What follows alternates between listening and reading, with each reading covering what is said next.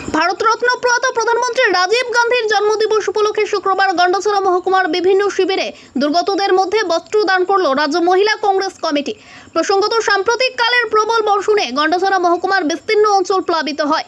এর ফলে বহু মানুষের জমি, ফসল, ঘরবাড়ি তলিয়ে যাওয়ার ফলে মহকুমার 35টি ত্রাণ শিবিরে আশ্রয় নেয় প্রায় 2000 মানুষ। তাছাড়াও গত 12 জুলাই রাতে এক অনাকাঙ্ক্ষিত ঘটনাকে কেন্দ্র করে আগুনে ঘরবাড়ি হারিয়ে প্রায় 400 জন মহিলা পুরুষ গন্ডাছড়া দ্বাদশ শ্রেণী বিদ্যালয় একটি অস্থায়ী শরণার্থী শিবিরে আশ্রয় নেয়। শুক্রবার রাজ্য মহিলা কংগ্রেস কমিটির প্রতিনিধিরা গন্ডাছড়া মহকুমার বেশ কয়েকটি শিবির পরিদর্শন করেন এবং ভারতরত্ন প্রয়াত প্রধানমন্ত্রী রাজীব গান্ধীর জন্মদিবস উপলক্ষে শিবিরবাসীদের মধ্যে বস্ত্র বিতরণ করেন।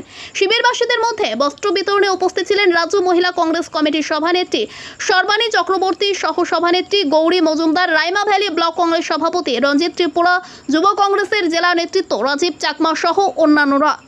শ্রদ্ধা এবং অভিনন্দন জানাই যে আমাদের প্রদেশ কংগ্রেসের তরফ থেকে মাননীয় সভাপতি শ্রী আশিস কুমার সাহা মহাশয় এবং CWC permanent invited member Shri Sudip Roy Barman মহাশয়ের নির্দেশ অনুসারে আমরা ত্রিপুরা প্রদেশ মহিলা কংগ্রেসের পক্ষ থেকে আমি রাজ্য কমিটির সভানেত্রী এবং আমার সহসভানেত্রী গৌরী মজুমদার এবং সুভদ্রা চক্রবর্তী এখানে উপস্থিত হয়েছেন।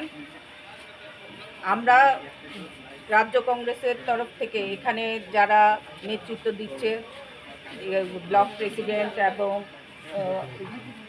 ব্লক যুব প্রেসিডেন্ট, তাদেরকে ডিস্ট্রিক্ট প্রেসিডেন্ট, সবাইকে আন্তরিক ধন্যবাদ জানাচ্ছি।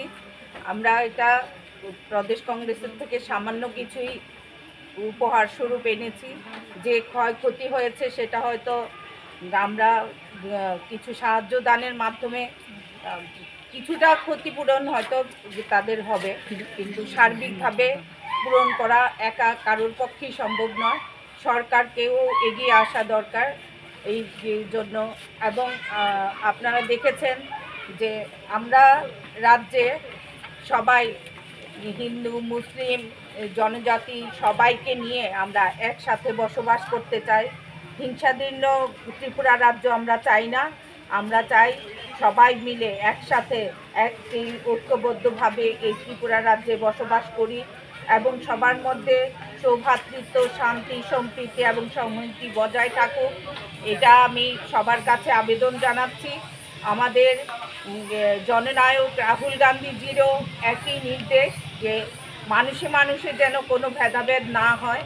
আমরা সামান্য কিছু নিয়েও যেন আমরা আলাপ আলোচনার মাধ্যমে আমরা সমস্ত কিছুর সমাধান করি এবং আগামী দিনে সুন্দর ভারতবর্ষ তথা সুন্দর ত্রিপুরা রাজ্য গড়ে তোলার জন্য আমি এই অত্র এলাকার শুভবুদ্ধি সম্পন্ন মানুষের কাছে আবেদন রাখব এবং আমাদের দ্বারা যতটুকু সম্ভব এখানে সাহায্য হাত বাড়িয়ে দিতে আমরা প্রতিশ্রুতিবদ্ধ। যেহেতু আমাদের মাননীয় সভাপতি শ্রী আশিস কুমার সাহা এবং আমাদের সিডব্লিউসির মেম্বার শ্রী সুদীপ রায় বর্মন মহাশয় বিগত দিনে এসে গেছিলেন।